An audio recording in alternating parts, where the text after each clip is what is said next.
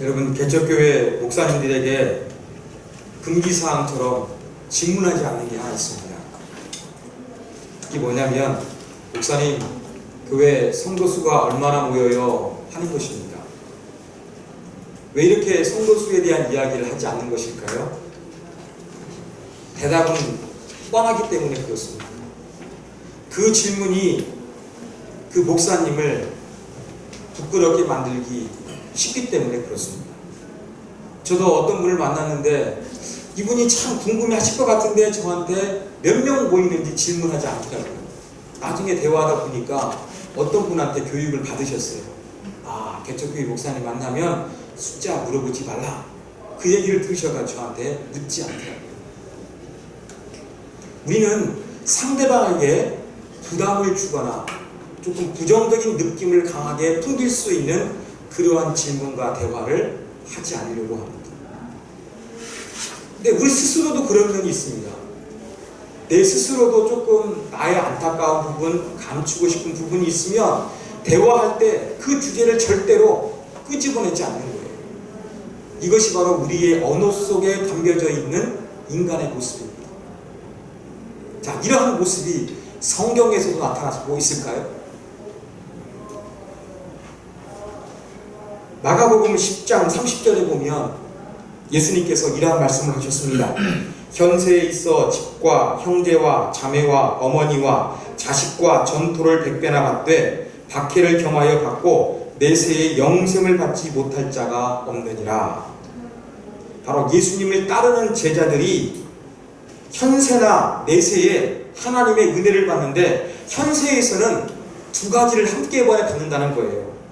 현세에서 이 땅 위에서는 복도 받고 때로는 핍박도 받는다는 것입니다. 그러면서 복을 받는 부분을 예수님께서 언급하실 때에 집과 형제와 자매와 어머니와 자식을 이야기해요. 한 가지 빠진 게 있습니다. 뭐가 빠졌습니까? 아버지가 빠져 있는 거예요. 가족 관계 중에서 일반적으로 가장 역할을 하고 있는 아버지에 대한 언급이 없는 거예요. 여러분, 왜 예수님께서 이 땅 위에 성도들이 받을 축복을 이야기하면서 아버지에 대한 언급이 없는 것일까요? 이러한 궁금증을 해결할 수 있는 단서가 오늘 9절의 말씀에 있을지도 모르겠습니다. 자, 9절 말씀 같이 한번 읽겠습니다. 땅에 있는 자를 아버지라 하지 말라. 너희의 아버지는 한 분이시니 곧 하늘에 계신 이시니라. 여러분, 단서가 될 만한 거 발견하셨습니까? 예. 예수님께서 마가복음 10장에서 아버지를 언급하지 않는 이유는 예수님의 육신의 아버지 요셉으로부터 학대를 받거나 고통을 당해가지고 아버지에 대한 트라우마가 있어가지고 언급하지 않는 것이 아니라, 우리의 아버지는 하늘에 계신 하나님이 진짜이시기 때문에, 그분 한 분이면 아버지 노릇이 완전히 가능하기 때문에 예수님께서 그렇게 말씀하신 것입니다.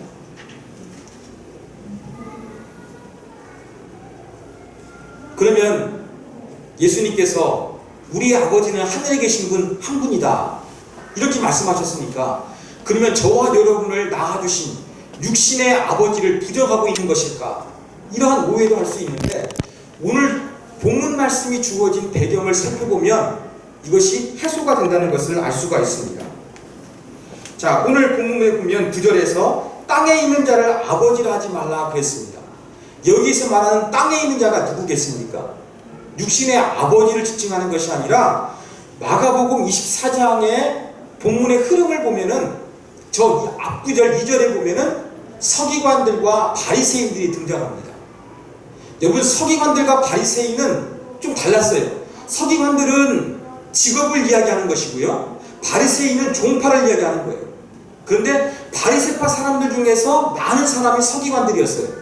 더 정확히 이야기하면 서기관들의 대다수가 바리새인들이었어요. 그런데 이 서기관들은 어떤 자들이었느냐? 쉽게 말하면 옛날에는 글 모르는 사람들이 되게 많지 않았습니까? 종이도 구했고요. 이 대신 글을 써주는 사람들이 서기관들이었습니다. 계약서를 써주거나 문서를 작성해 주거나 편지를 작성해 주거나 어떠한 계산과 기록을 남겨주는 이러한 글쟁이 직업이 바로 서기관들이었습니다. 그런데 이 바벨론 포로 이후에는 이 서기관들이 일상 업무가 아니라 종교적인 업무까지 감당하게 되었습니다. 뭐 하게 됐느냐? 율법을 기록하게 된 거예요. 근데 율법을 기록하고 보존하는 것뿐만 아니라 이제는 율법을 가르치기까지 시작을 했습니다. 여러분 구약성경 에스라에 보면은 이 에스라가 학자 겸 제사장이라고 이야기하고 있어요. 바로 이러한 역할을 했던 것입니다. 그리고 이 서기관들은 예수님 당시쯤에 이르러 가지고는 자치 그 기구, 산헤드린 기구가 있었는데 여기에서 많은 대다수를 차지하는 사람들이 바로 이 서기관들이었습니다. 그러면서 유대 나라에 내려오는 율법과 구전 전승이 되고 있는데 이 구전들을 어떻게 잘 지킬 것인가 법제화시켰던 사람들이 서기관들이었어요. 그래서 때로는 율법사라고도 불렸습니다.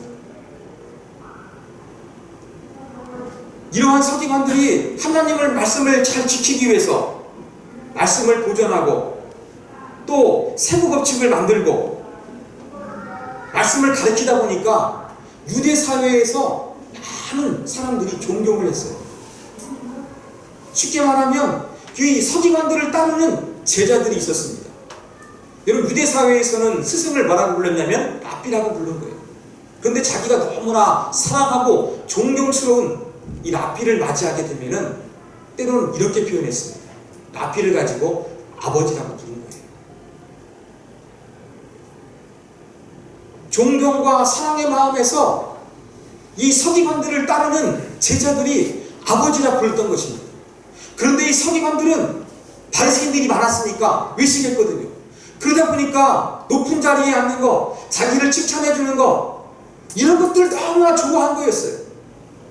이렇게 외식하고 대접받고 높은 자리에 앉기를 좋아하는 서기관들을 향해서 아버지라는 불리는 소리를 듣기를 좋아하는 사람들을 향해서 예수님께서 뭘 말씀하신 것입니까?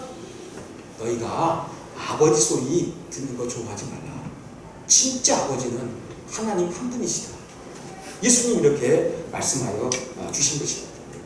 그러므로 여기서 예수님은 육신의 우리 아버지를 부인하는 것이 아니라 이 하나님을 믿는 공동체 가운데서 아버지 노릇하고 자기가 뭔가 대접받고 중요한 역할을 하는 그러한 모습을 금하는 의미에서 예수님께서 아버지라는 단어를 사용하지 않도록 그렇게 말씀하신 거였습니다.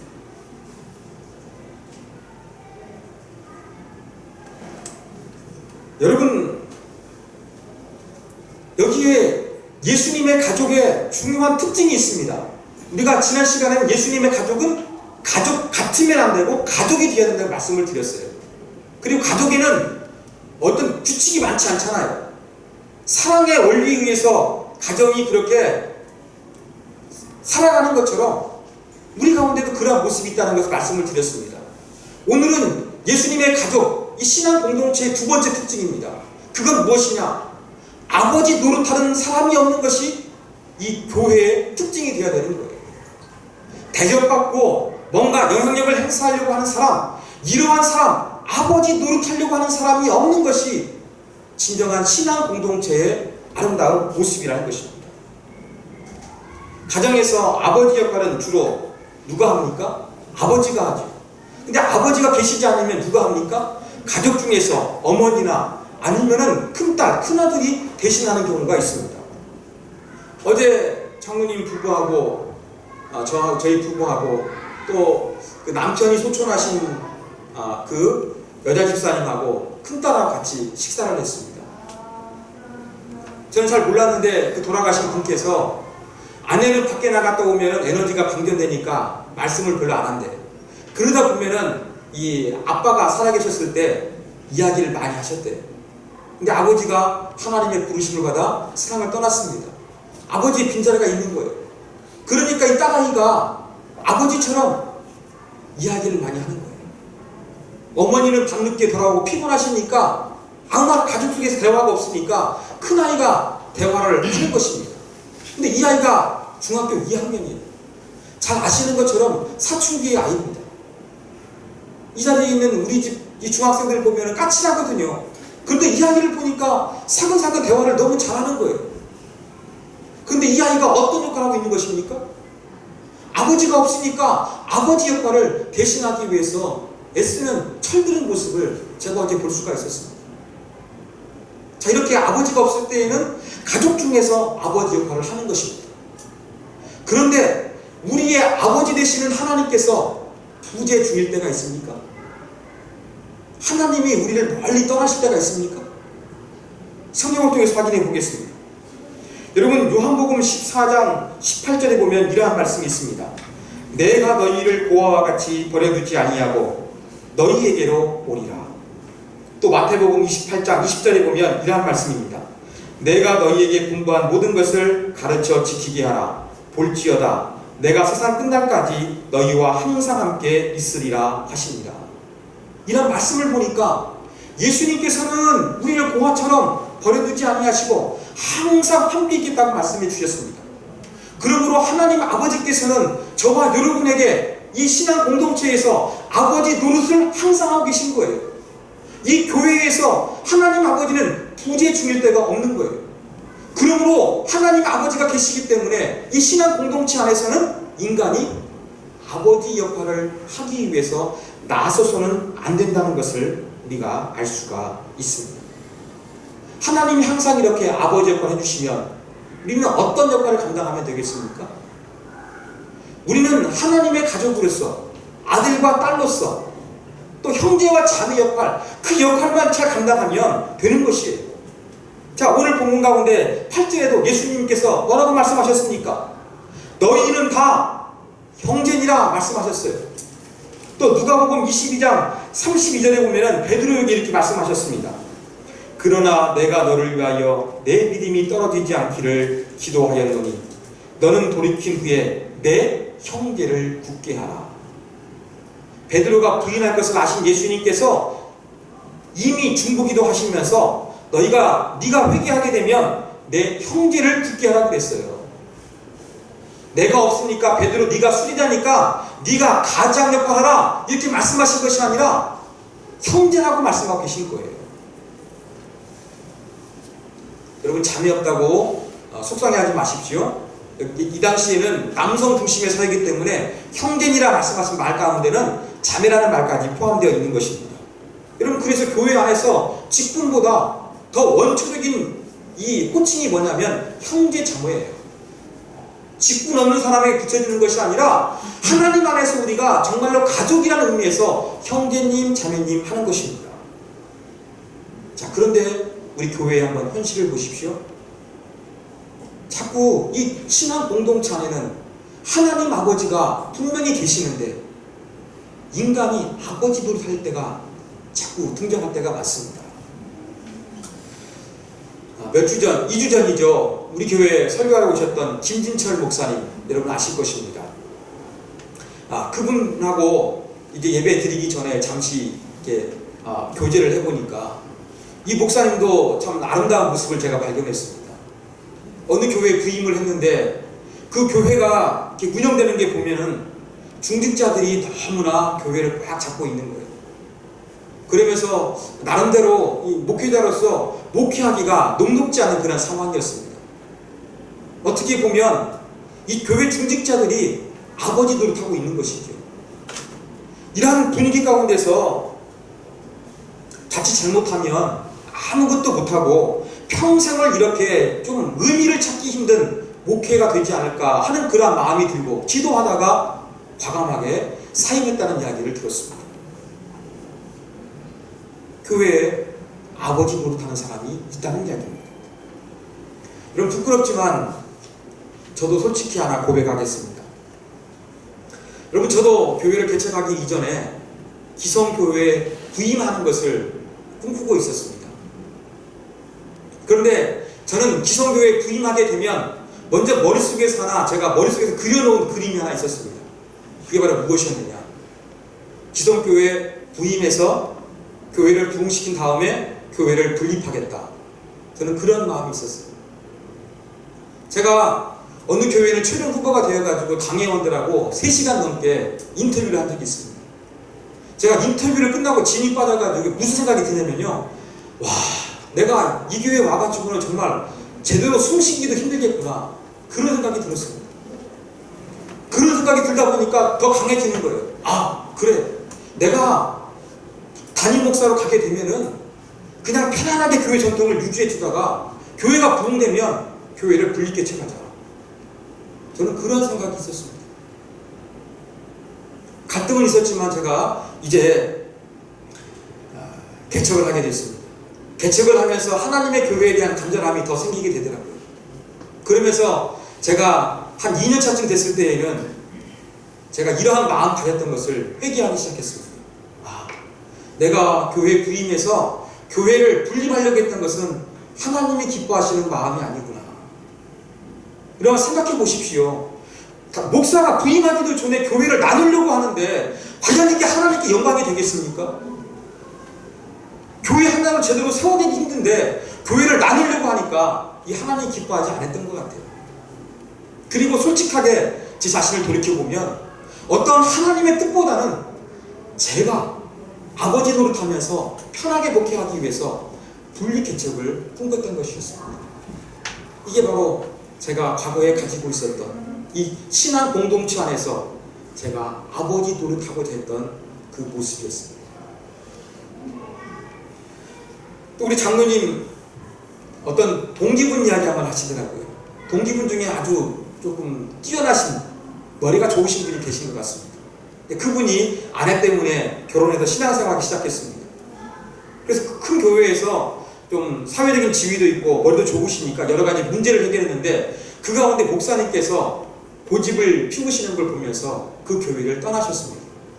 어느 교회를 가셨느냐? 목회자가 없이 평신도들끼리 운영되어지는 그러한 교회를 갔습니다. 어떤 교회는요, 평신도들이 그렇게 주일마다 돌아가면서 설교를 합니다. 어떻게 보면은 목사에게만 하나님의 말씀이 임한 것이 아니니까 성도도 설교하는 게 좋은 거예요. 그렇지만 여러분 그 마음 가운데서 목사가 다 하는 모습이 싫은 거예요. 나도 배울 만큼 배웠고 나도 알 만큼 아는데 목사 네 맘대로 하는 거 나 싫다. 여러분 이러한 마음을 가지고서 교회를 옮기는 것은 그 마음 속에는 어느 정도 무엇이 내포되어 있는 것입니까? 아버지 노릇하고자 하는 마음이 내포되어 있는 거예요. 여러분 이렇게 신앙 공동체 안에는 목회자나 일반 성도들이나 은연중에 자기가 아버지 노릇하고자 하는 그러한 마음이 얼마든지 들어오기 쉽다는 것을 우리 교회 현실을 통해서 우리는 잘 알 수가 있습니다. 여러분 이렇게 목사가 아버지 노릇하고 중직자가 아버지 노릇하고 똑똑한 사람들이 아버지 노릇하려고 하면 교회는 분쟁이 일어날 수밖에 없는 거예요. 내 마음과 내 생각대로 고집하다 보면 다툴 수밖에 없는 거예요. 상처받을 수밖에 없는 영혼이 생기는 거예요. 그러면 하나님의 뜻을 이룰 수 있는 공동체가 될 수 없습니다. 거룩한 아버지의 가족이 될 수가 없습니다. 또 세상에서는 하나님의 위대한 사랑을 흘려보내고 빛과 소금의 역할을 감당하는 구원의 방주가 될 수가 없는 것입니다.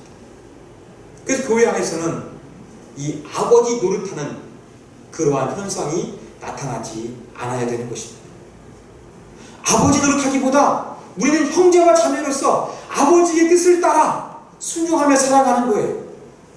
또 섬기시는 본을 보여주신 예수님의 모습을 따라 사랑하면서 살아가는 것이 하나님의 신앙 공동체인 교회의 모습이 되어져야 되겠습니다. 여러분 이 모습을 어떻게 가져야 될 것인가? 저는 영상을 통해서 한번 여러분에게 그렇게 비유적으로 한번 소개해드리고 싶습니다. 여러분 보실 동영상은 이 주세피 베르디가 작곡한 나부코라는 오페라입니다. 나부코라는 말은요 사람 이름인데요 성경에서 왔습니다. 느부갓네살의 줄임말이에요. 그리고 이 작곡하게 배경이 있는데 이 베르디라는 사람이 작곡했다가 오페라 작곡했는데 히트를 쳤습니다. 두 번째 작곡을 했는데 망했어요. 아주 관객들로부터 심한 야유를 받았어요. 얼마나 상처가 되겠습니까? 그 와중에 3년 동안에 딸이 죽고요, 아들이 죽고요, 아내가 죽었습니다. 그러니까 더 힘든 인생의 시기를 보내고 있었습니다. 그 와중에 어떤 사람이 와가지고 대본을 주면서 오페라를 작곡해 달라는 거예요. 거부하죠. 거부했는데 자꾸 요청한 거예요. 대본을 가지고 집에 왔어요. 마음에 안 들어가지고 대본을 이 탁자 위에 내려쳤는데 그 중에서 하나 눈에 들어오게 있는 게 그 대본이 하나 눈에 들어왔습니다. 그게 어떤 가사였느냐? 가라 내 마음이여 금빛 날개를 타고. 여러분 아마 잘 알고 계시는 이 히브리 노예들의 합창에 대한 가사가 거기에 이 베르디의 마음을 사로잡았습니다. 베르디가 힘든 상황이다 보니까 지금 유대인들이 바벨론에 의해서 나라가 멸망당해서 이 유프라데스에 앉아가지고 예루살렘을 생각하면서 고향에 대한 향수 가운데 노래하고 있는 거예요. 그 내용 가운데 보면 어떤 내용이 있느냐? 힘들고 어려운데 그때 기억을 되돌리면서 힘든 시기를 이겨내기를 원하는 기도하는 내용이 이 뒷부분에는 등장하고 있습니다. 자, 이 영상 한번 여러분 보시기 바랍니다.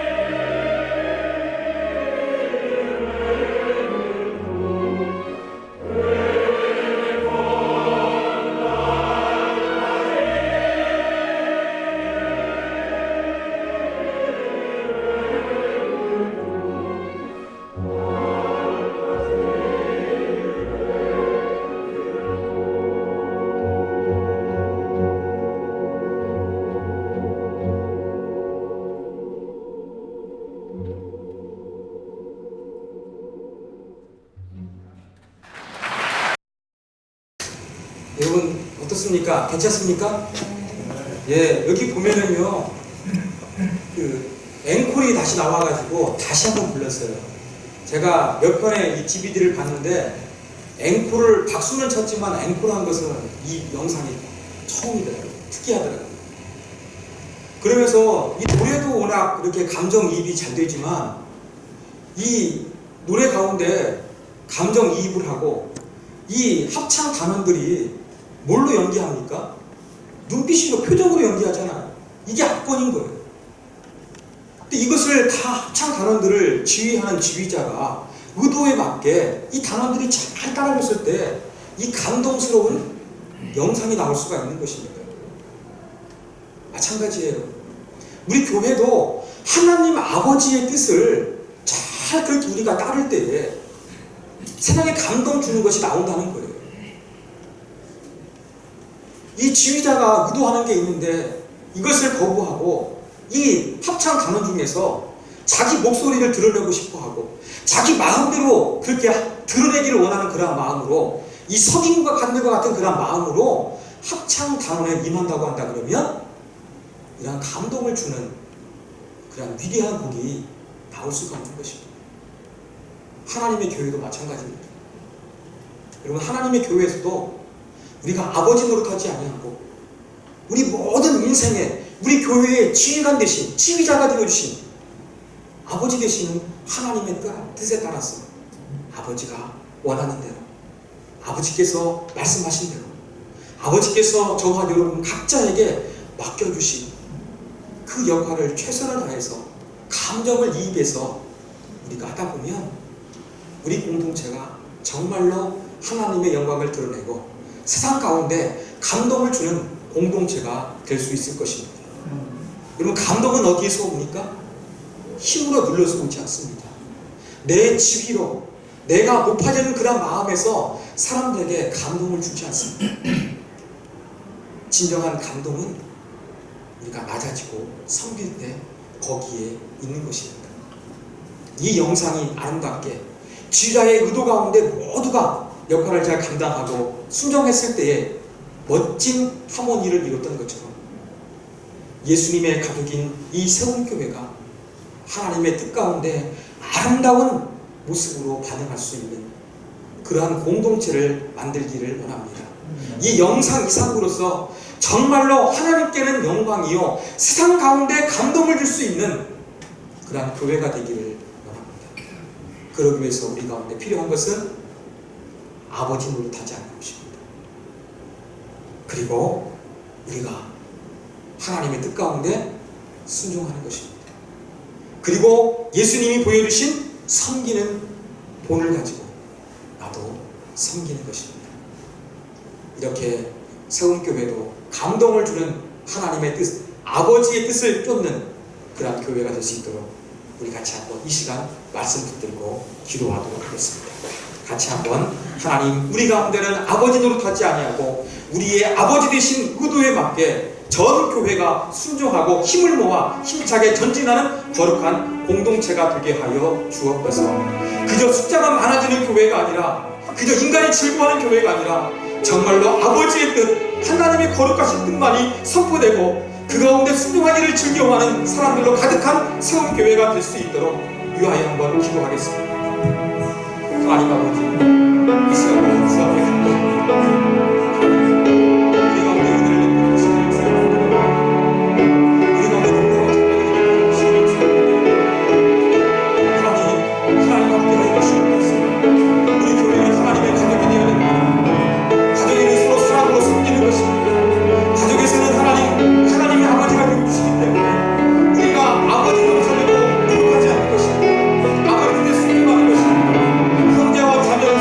아버지